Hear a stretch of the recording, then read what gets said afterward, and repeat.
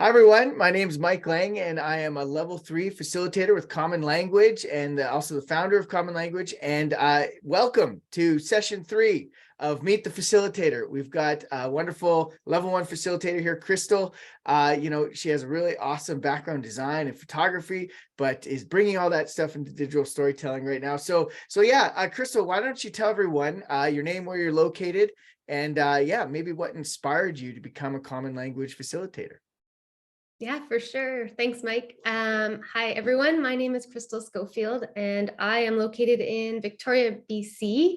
As Mike said, I'm a documentary family photographer with a design background, and I'm also a rare disease mom, which I should have Yeah. mentioned. Mhm. Yeah, which is sort of what brought me into digital storytelling. I started to document families and my own experience as in the medical world, and I learned through a friend who's also a documentary photographer that Mike has created this training for facilitators, and it enables us to bring images and words together, which was something that felt really powerful, and just another way to elevate the stories that we need to share. So that was what inspired me to become a facilitator, to be able to add words to a sequence of images and help us to feel, things.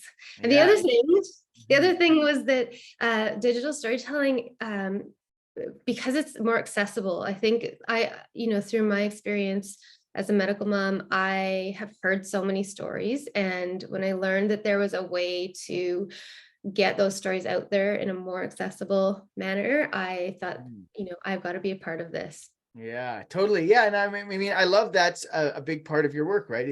And for I think everyone brings their own experiences and their own background, and as a rare disease mom, a photographer, you bring that to your role as a facilitator, and that's what's so cool about it, right? Is everyone has their own approach, and they develop their own sort of group of people they work with, but also their own style.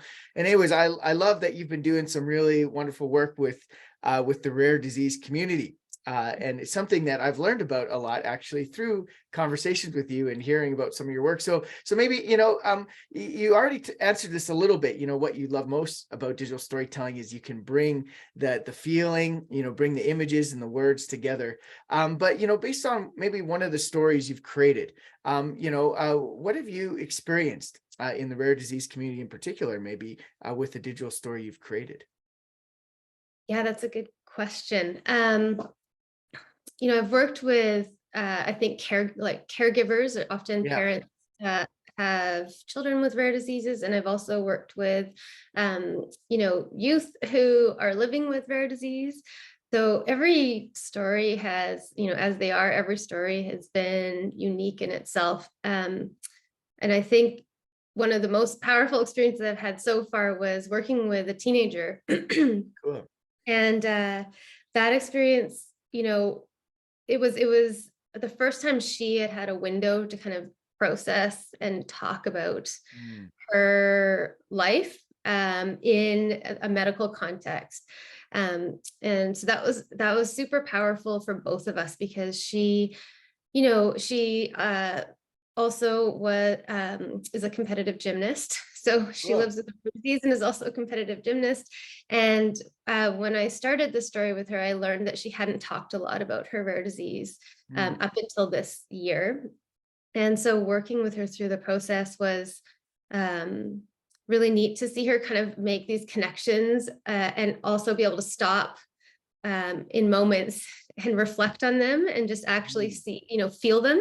I think Yeah. she kind of just, moved through experiences. So yeah, that was a really, as a facilitator, being able to help people make those connections is just the best. Yeah, yeah. And I think anyone who's made a digital story understands what you're talking about there, right? Is, you don't spend time stopping and reflecting on these moments until maybe there's someone else to support you to do that, right? And I can see for a teenager in particular, right? They haven't probably spent a whole lot of time reflecting on their life yet. And so it's very cool you were able to get to be that for someone. Maybe final question here. I mean, you've made a digital story yourself, a couple of them. So, what has it been like for you to reflect on your own experience, just like you did with the 17-year-old, through the digital stories you've made? Yeah, it's been, the first one was, um, I feel like that maybe it was my most raw experience of digital Mhm. storytelling, or I can really relate to the storytellers I'm working with, through that experience where I initially just felt so overwhelmed by my story, Yeah. so Where do you complex. start? Yeah. Yes, and there was so much information, and also being a photographer, I had so many images. Yeah. Yes, you did. Yeah.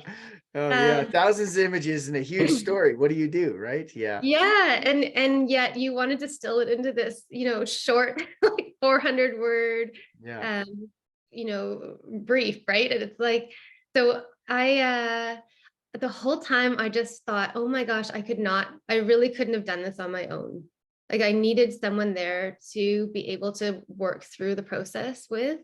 And it was so exciting to do it and to actually see that I could simplify my experience and actually like all the complex feelings, because it's just all the feelings that are sitting in your body, from these different experiences. I mean, they are, and it's a lot, and there's trauma in there, and there's, happy moments, and there's, all of the feels. And so to be able to just get it out onto paper and then to be able to speak it out loud, Mm.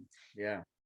and also to be able to like reflect back on the experience and the images. For me, it was looking through those images again. I had put them Mhm. aside, and Yeah. so to pull them out again and take that time and have that space with someone else to do that was really powerful. And then it's Mhm. just so exciting at the end. You're like this big Yeah. feeling I of, made this. yeah, Yeah. Yeah. This is my success. life. Like it's very Yeah. satisfying. Yeah. And then to be able to share it, to be able to talk to people about it. I always have felt like telling my story takes a lot of emotion and energy. And so Yeah.